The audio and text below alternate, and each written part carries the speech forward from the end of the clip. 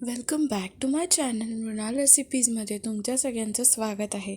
आज परत एकदा घेऊन आले मी नवीन रेसिपी आणि आज आपण जी रेसिपी बनवणार आहे तिचं नाव आहे चिकन चीज मयो सँडविच. आणि त्यासाठी सगळ्यात आधी इथे मी घेतलेलं आहे चिकन मी बॉईल करून घेतलेलं आणि हाफ के जी चिकन आणलेलं. बोनलेस चिकन इथे आपण यूज करायचं आहे.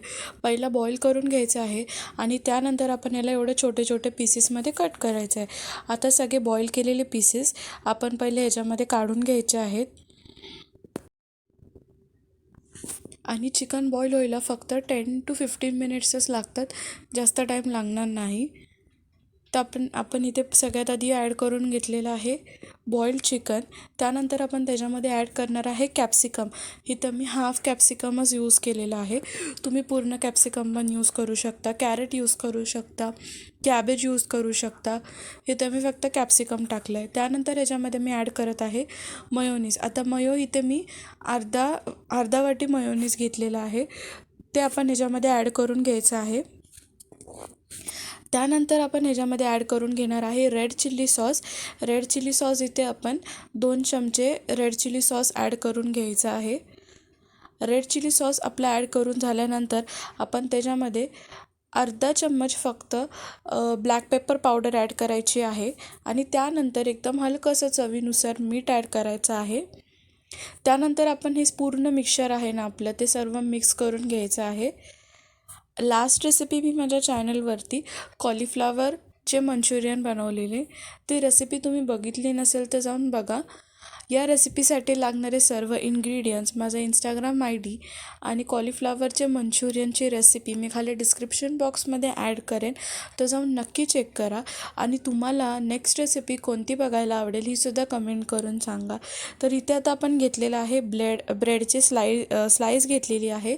तर ती त्याच्यामध्ये आपण जी आपली चिकनची स्टफिंग आहे ती स्टफिंग आपण त्याच्यामध्ये ॲड करून घ्यायची आहे.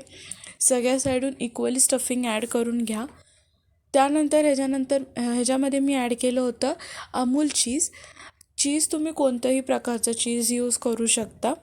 मोझरेला चीजसुद्धा यूज करू शकता, अमूल चीजसुद्धा यूज करू शकता, किंवा आपली जे चीजची स्लाईस असते ती पण तुम्ही यूज करू शकता. तुम्हाला चीज जसं आवडेल तसं तुम्ही त्याप्रमाणे तुम्ही ॲड करू शकता. तर इथे मी अमूलचं चीज ह्याच्यामध्ये ॲड करून घेणार आहे. मी अमूलचं चीज एकदम बारीक करून घेतलं होतं आणि त्यानंतर मी ह्याच्यावरती एकदम थोडंसं ॲड करून घेणार आहे. तर तुम्ही बघू शकता इथं मी चीज ॲड करून घेत आहे. चीज ॲड करून झाल्यानंतर आता आपली अजून एक जी ब्रेडची स्लाईस आहे ती आपण घ्यायची आहे आणि तिला आपण वरून त्याच्यावरती लावायचं आहे.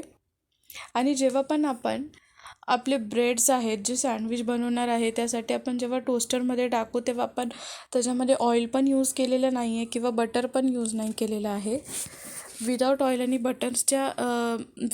आणि बटर आपण सँडविच बनवलेलं आहे.